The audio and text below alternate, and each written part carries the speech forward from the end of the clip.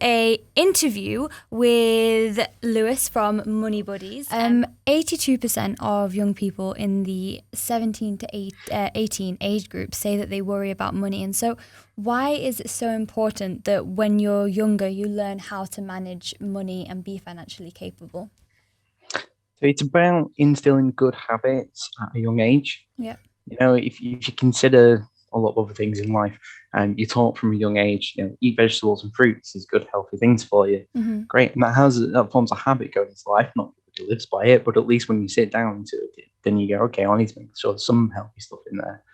It's a similar thing. The earlier you install good financial habits, the more benefit somebody will have long term in life.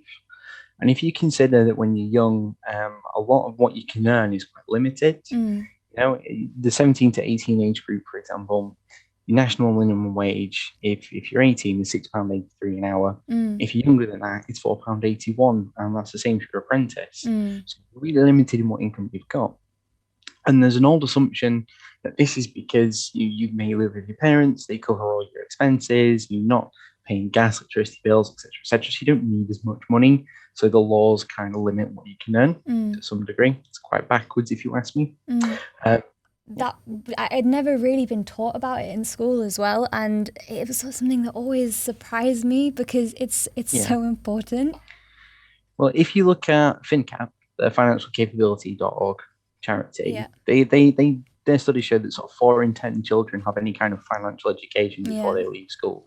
Well, that is kind of really horrendous to think about. People leaving school, they get in some money and they have no real idea of how it works or how to budget and make it work for them. And there's also, in my opinion, there's a lot of advertising pressure on young people to keep up with things, keep up with the latest tech, keep up with the latest clothes. Yeah, exactly. When was the last time you saw an iPhone advert and the person in the advert was 62 going, oh, look how great this is? No, exactly. It's not, it's a bunch of young people. It's always targeted at that sort of demographic because it seems to have a lot of disposable income. So there's a lot of external pressure.